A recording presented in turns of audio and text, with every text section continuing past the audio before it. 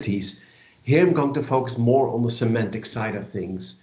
This is going to be a story in 3 acts, I would call it. First, I want to talk about the semantic web, which is really what's underlying a lot of the things that we're doing. Then I want to start from the world we already have today and build it up from there to take you all the way to this rather interesting but sometimes confusing environment of semantics. And then the last one is called the round trip, is how we actually do this, how we actually implement this. And then I'll try and keep this in about half an hour, 40 minutes, so there's enough time for Mitchell as well and enough time for questions. So let's get into it, into the first part of it. The semantic web, and I sort of said here, is this the federated network of platforms? And that might be. Certainly one of the options that are presented would be that. If you look at the technologies that we've all been working with for the last, whatever, our careers really, I think some of us start right on the left of PCs and stuff like that, and how all of this has evolved. If you look at this graph here, which is from a book called Semantic for Dummies, which is sort of the level that I work at, you see how these technologies have evolved. But what you will also see is that most of the stuff that you're doing today is not actually on the far right of this screen, this Web 4.0, which is 2020, but much further back. We're still dealing with JavaScript and HTTP and things like that. So it's there's a bit of a mismatch between the technologies we work with and the ones that are supposedly the ones that we should be using today, which is the distributed search, semantic databases, all that stuff. I won't go into all the details here, but just to give you a flavor of where things are.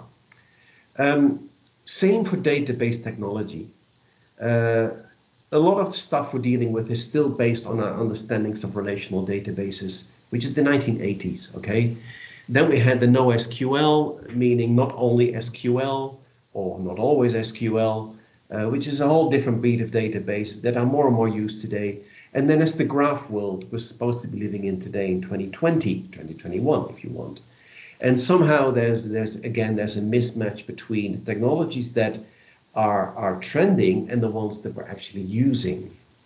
So what is all this? Now, a graph database really is just another database. It's just of a completely different scale.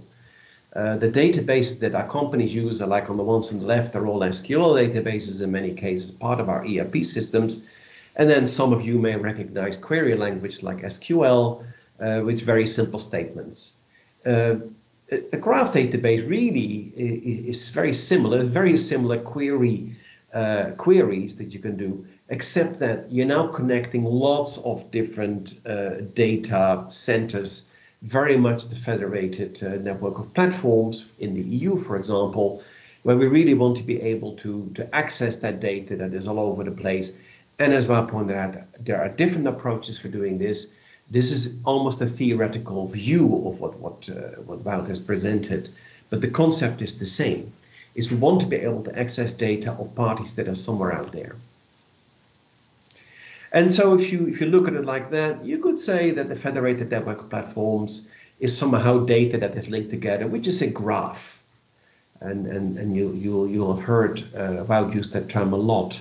And so you could say, well, perhaps all of this is really where we have a big graph where we have a road carrier and a customs and other parties out there that have their own bit of data space that Wout also mentioned. And all this stuff is linked together through linked data. And all of this creates this very big graph. This sounds a bit theoretical, but it's very much where all this is heading. And the European Data Spaces Project is definitely looking at that and wants to see this. But even the federated network of platforms is trying to do exactly this. So what do we need this for? In order to do this, we do need this common semantic model. Because if you think about it, if we're going to be looking at each other's data, if we don't understand what it is, if we don't even use the same semantics, it's not going to work. We need the same language and the same meaning. We need to link this data. There's lots of ways of doing it, but in many cases there are URIs involved. So really, whether it's blockchain or converters or you name it, somewhere along the line we need URIs to connect the data. URI is another word for URL. Doesn't mean the same thing, but for the purpose of our discussion, it's the same thing.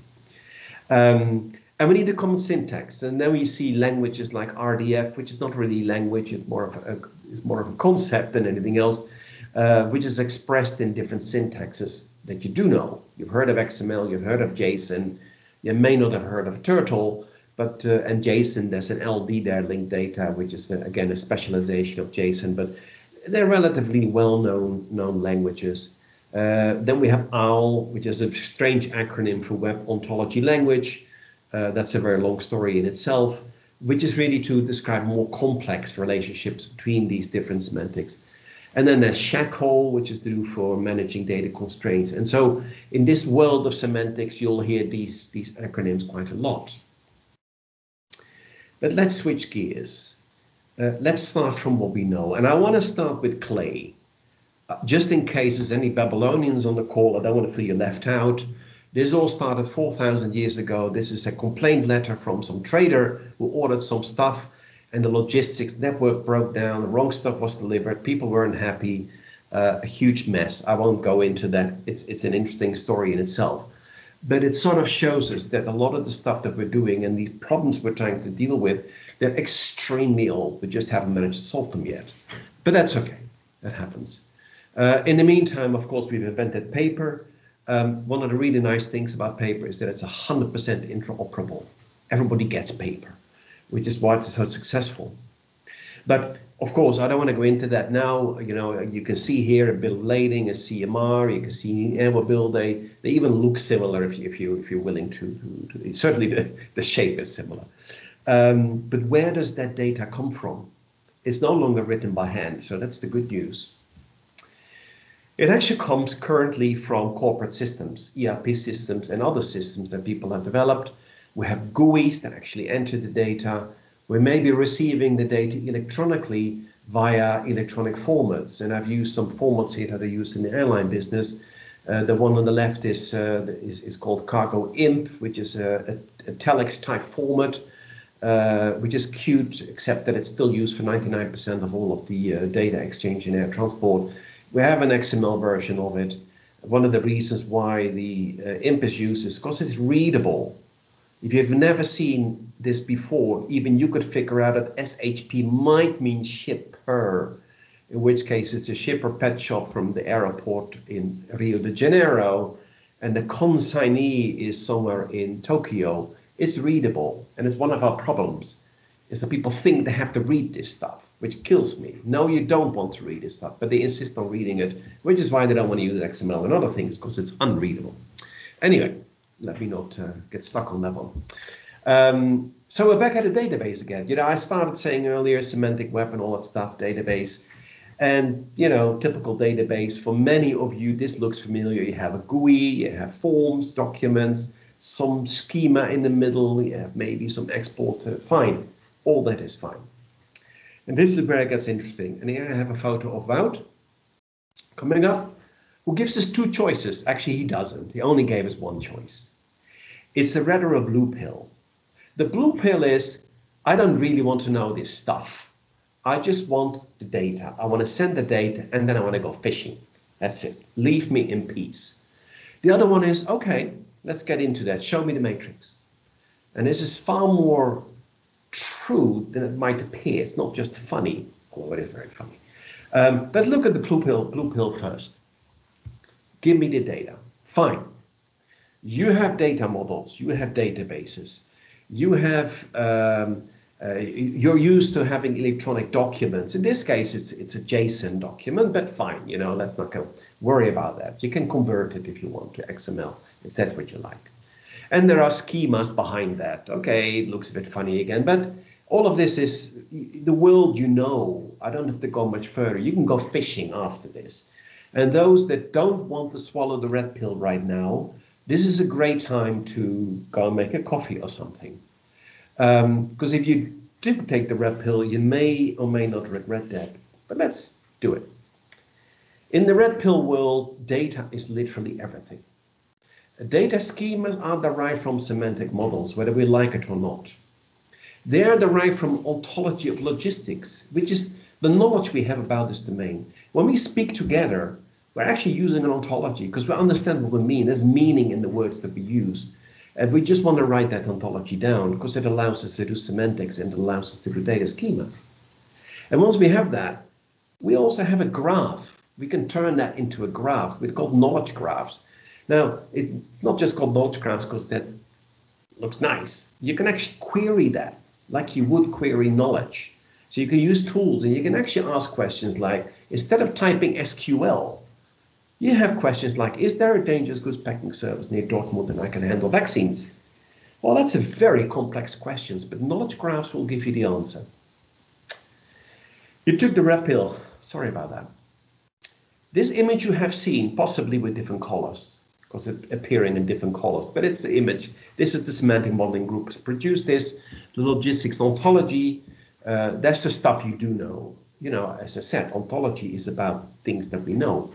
Products, cargo, equipment, transport means, customs items, legal and natural person.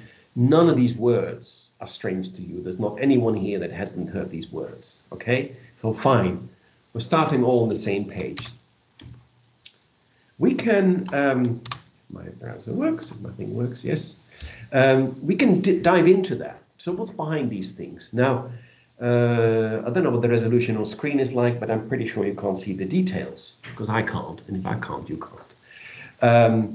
You know, we have digital twin, we have physical infrastructure, things like ports, airports, and of course we have events, estimated time of arrival. We've looked at this before, so I don't want to dig into this now, but somewhere in your email you have a copy of this and you could actually look at the details. And we'll look at some examples of that. But that's sort of the direction that we're taking this. Now, this doesn't work when I'm not in presentation mode, so I'm going to have to go to presentation mode anyway. And that's not going to work, but I'm going to have to. I don't suppose you... Do you still see my screen?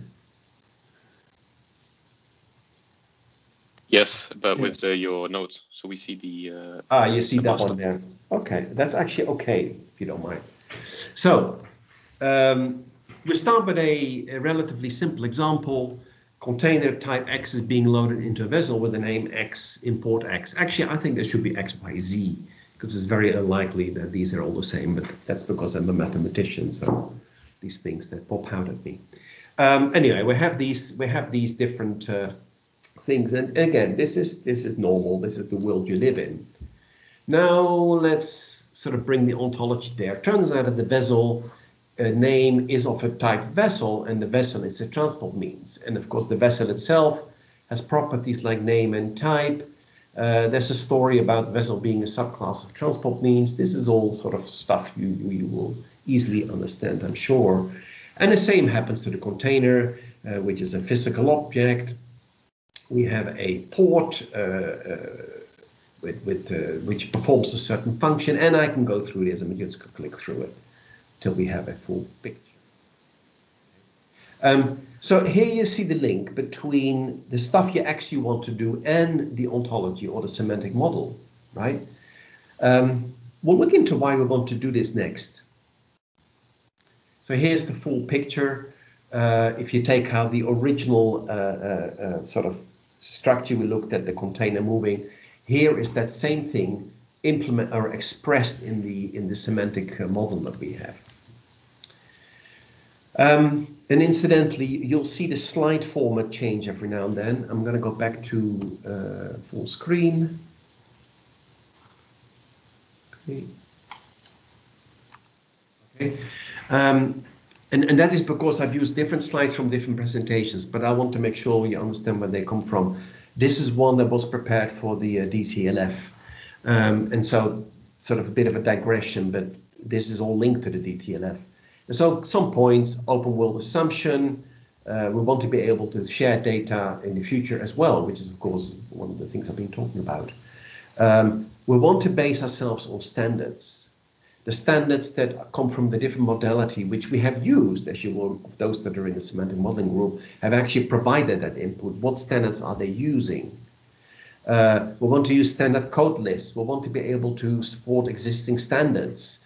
standard technologies, but also the models that are being used out there, like UNCFAC, WCO, IATA on record, etc. And somehow all of this fits very nicely into this semantic model that we have been talking about. If we dive a little bit deeper here, and now we go back to the graphs again. And in a sense, this story is like the old stories where you keep repeating the same thing and hopefully something sticks in the end. So here we're back at graphs again. So what we have done in the semantic model is essentially prepare that graph. And so in the very middle here, you can see this is semantic modeling of the reference framework. Again, you recognize the terms. I've just put them on the screen: digital twins, events, classifications, right? So it's the same thing. And then this can be expressed then into the things that you know.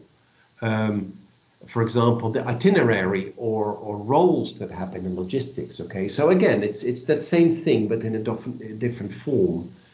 And we also have something called shape graphs. Shape graphs are there to explain the constraints in our model. What quantities are we using? What currencies? Sort of the real standards out there and the limitations that we have. If we look at an example here, this is a nice example where, again, this is actually an animated graph, but you can walk through it because we start on the left and we go to the right. I'm not going to change mode for this one. But what we see on the left is a model example where we have logistics roles, for example, financial roles or commercial roles, and all of these exist. And then if you go to the right, we have digital twins like dangerous goods or packaging types, nature of cargo, things like that. This is then expressed into a shape graph. Okay, so here this is actually a, I think it's, well, it's a graph for sure. This is a typical example of RDF, actually, that I mentioned earlier. You could try and read it, but the point is not that. The point is that we have the model that started with the real world that we came from in our own domain, that was initially put into a spreadsheet, and that is now put into a graph. And the graph actually defines all of the connections. And you could actually plot this into something that actually looks like a network in a graph. Okay, so here we're really at the very end of the modeling process. Now, what's interesting is that we said earlier that we want to make sure this also links to existing data models. And one of them actually is, or not yet, because FT is being developed, but at some point there's going to be FT. So here's an example of an FT model that was developed by subgroup 1 of the DTLF on the left here, the left two columns, and then how that translates to a semantic model. And this is a really interesting example, because the semantic model we developed before we actually looked at the FT in detail, not the other way around. In most cases, we've taken existing models and used it to create the semantic model. Here we have taken the semantic model and see how it maps against the FT. And that is what's going to happen in the future, because at some point the semantic model is ready. Somebody comes along with a new data standard they have, and we have to make sure that they fit together. And as I said earlier, this is a story where we repeat ourselves, so I'm going to come back to this again. Now, at this point, since you took the red pill, you may be wondering, why are we doing all of this just to exchange data?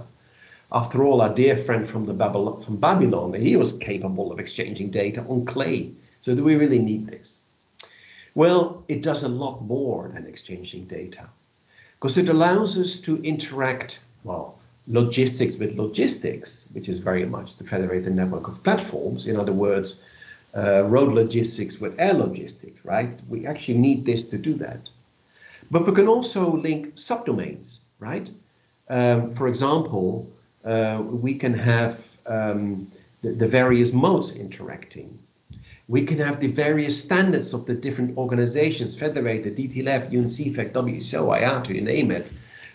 They can all interact if we have such models. And there's more. And this sort of goes back to a question of Rudy as well.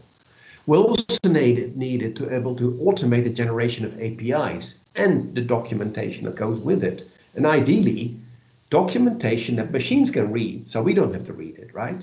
Well, you can do this if you have these models. We want to be able to populate search engines and indexes. indexes, I'm not sure which one. I think we say indexes, but then I guess it's wrong. Generate class models. For people that actually have to implement this and program computers, they will have to generate class models. They don't really want to take our beautiful RDF and start coding stuff to read every line and to figure out how to recreate the network in their computer. That can all be automated. We want to build mobility data spaces. We want to do more AI, and we want to build a matrix. Because the next time you watch the Matrix, actually very much the story behind it is very, very similar. They just didn't have the insight of us, although they did take the red pill. You can't do this without tools. Let me say that. The idea that you take a what we call cargo IM document and start reading that something is shipped from Rio de Janeiro to Narita is totally crazy. You should not read this stuff. Take the human out here and use tools. So we need tools for semantic models. A tool that's often used is Protege, but it really isn't the only one. But it's certainly free, which is always a nice feature. You can use visualizers like WebVal. It isn't great. I don't think it's great. Val doesn't think it's great, but it gives you a perspective of what these networks really look like and how they interact. But there's many others that are far better than that. You can use browsers. We have used Widoco, but there are others. I know that Wout Steam is another one. And then you have query languages like SparkQL or GraphQL and all sorts of other things. And at some point, we will start using these things, or your colleagues may be starting using these things. But without the tools, you can't do any of it. If you don't want tools, then go back to fishing and just leave it to your colleagues from the IT department to provide you with documents. Right, this was the red pill bit. So I'm going to come back to the round trip. And the round trip is something that I think will speak to all of you. I've borrowed this slide from another EU project called START with a 4 on it. I'm not sure what the 4 means.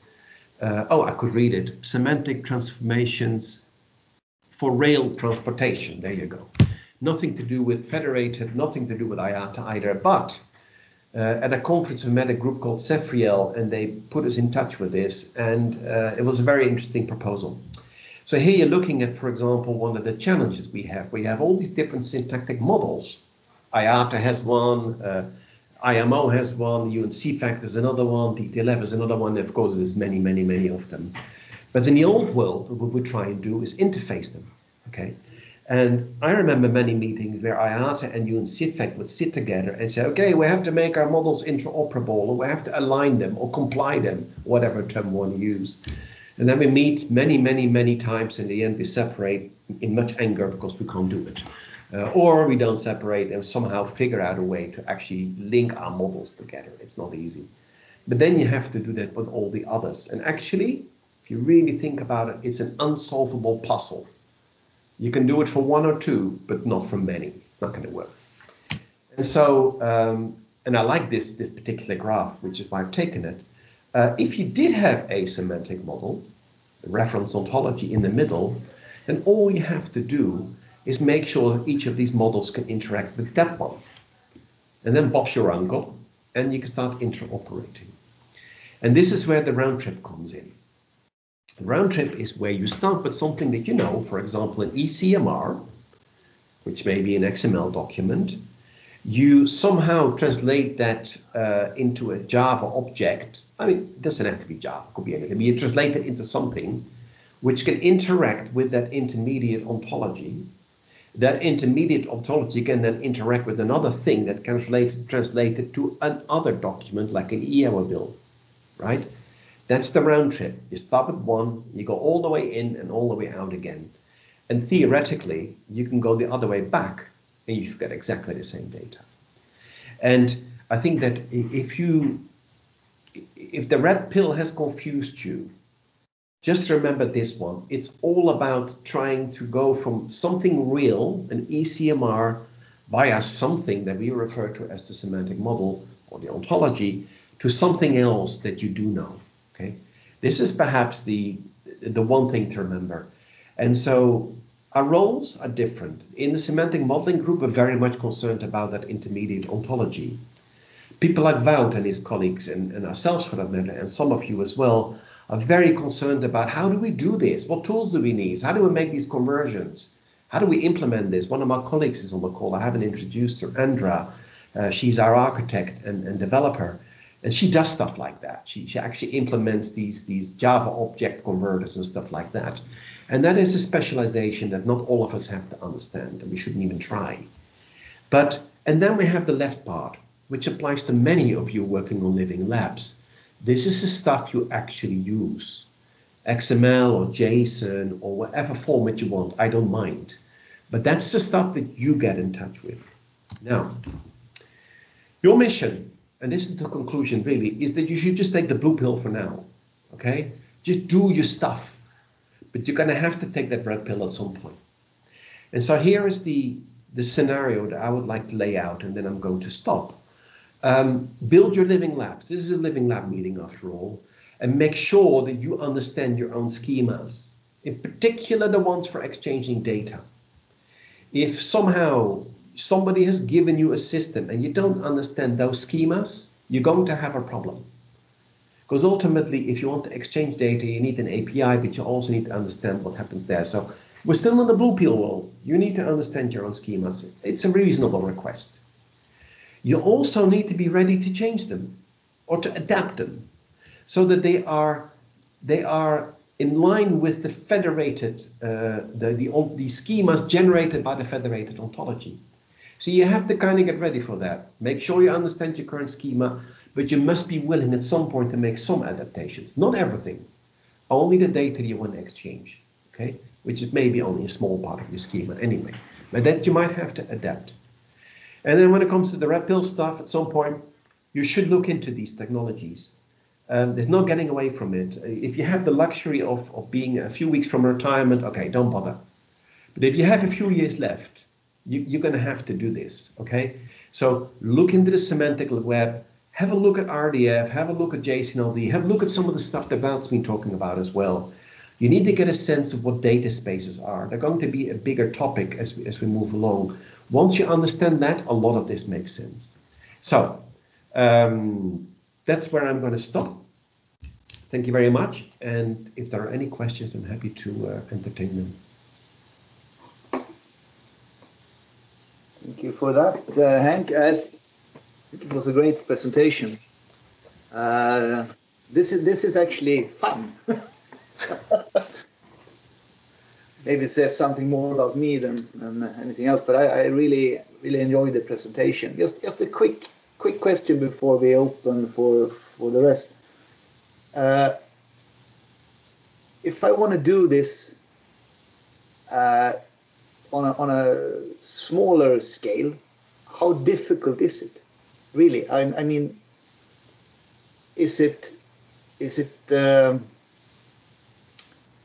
you have to take the blue pill or the red pill, or can you try with a sort of a pink pill a bit and fiddle with it? Well, like the one in the middle there.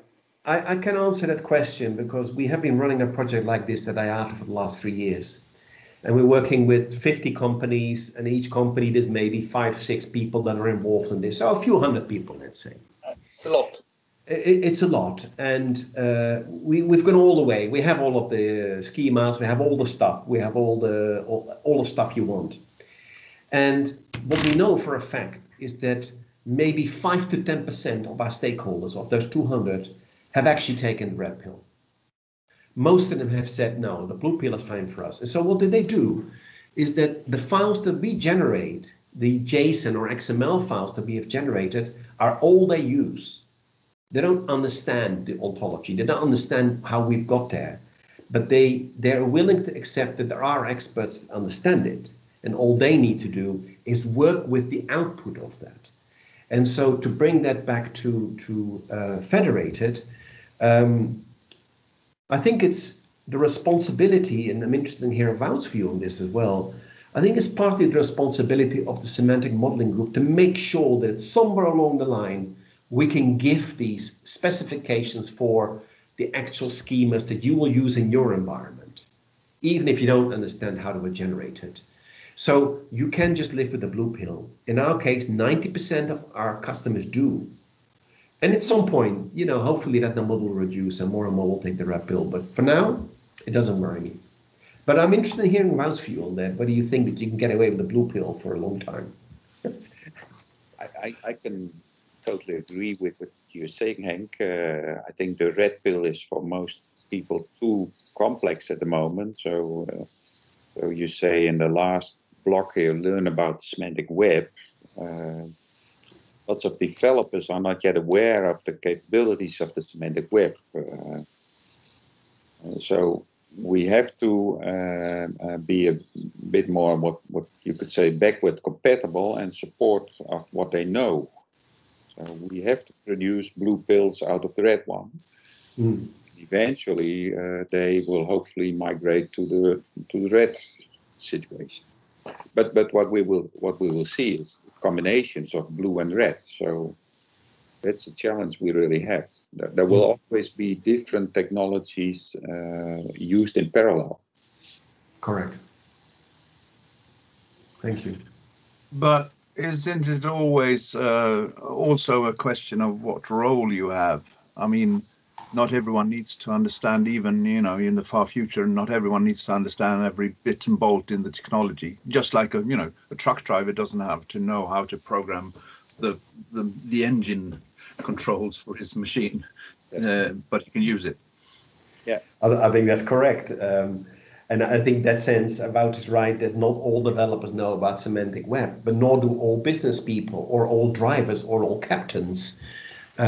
I do think that even at maybe not the truck driver, I don't know if that goes fast that, but certainly the people that we're talking to here, you know, the people in DTLF, I think they need to form an opinion of an understanding of semantic web and its capabilities, data spaces. They don't have to develop it. They don't have to program it. They don't even have to specify it. They just need to understand what it is. And honestly, you know, a book like the Semantic Web for Dummies, it's even 10 years old. So in that sense, it's a little bit out of date. But if you just read the paragraph titles, the heading titles, which takes you less than an hour, you know everything perhaps that you will ever need to know about at the business level. So it's not huge. You just need to do it. It's the same like when we first had mobile phones. We had these Nokia, so well known maybe to everyone. And then someone came with a smartphone. Before we had a smartphone, we couldn't imagine what we could do.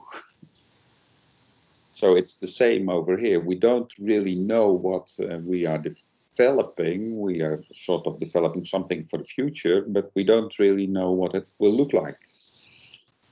And still we have to adopt it somehow based on how do you say it, that business benefits that we foresee. Does anyone else have any comments or questions?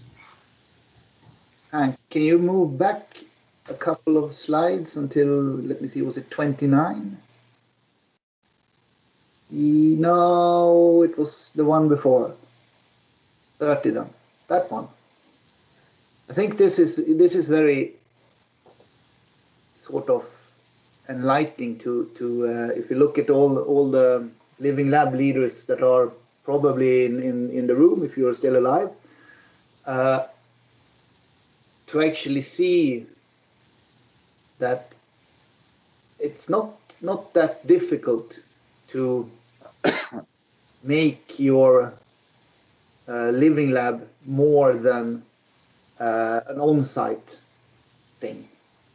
If you look at this picture here, there are actually the intermediate ontology there that you need to deal with. The rest can be your ECMR or whatever you are fiddling with, but you need at some point handle just another extra layer, and I think that is very interesting. That sort of boils it down to, not saying easy, but at least understandable, at least to me. I think you're right, and you can actually draw a line here, and it's enough to understand. If you understand how to populate your ECMR XML, you almost have enough. Certainly from a conceptual, that's all you need to understand. Somebody may come from the right side, you know, the red side, and say, oh, here's a slight modification to your XML. Or we need to have a converter. Could you explain to us how your XML works and what are the constraints that you have in your XML? Okay, you'll have those conversations, but you don't have to go on the right side. You can just stay on the happy side here. Let me just even do some live. Oh, You can make it black. It's a hidden box. something disappeared. Yeah.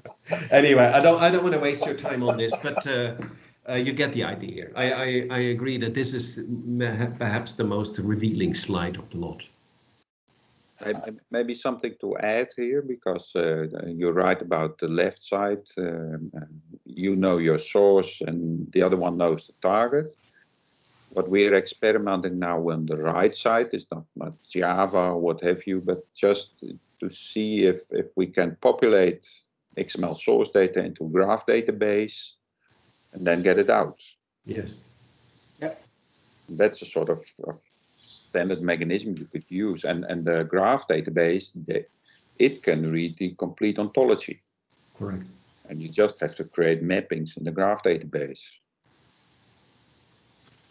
So that's a very kind of maybe way ahead question, but how do you do this in terms of performance?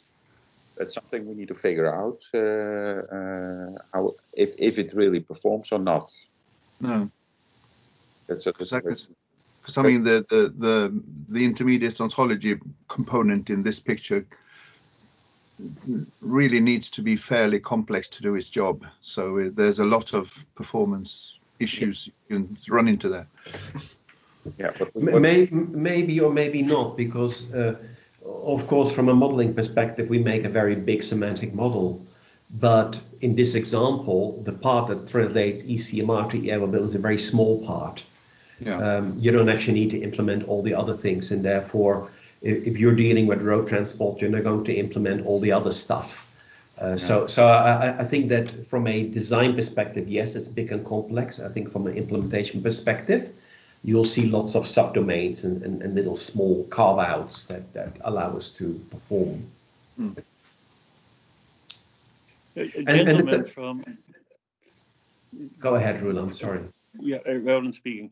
From a survival point of view for the 21 LivingLabs, can they survive by only living on the left, which is the blue zone?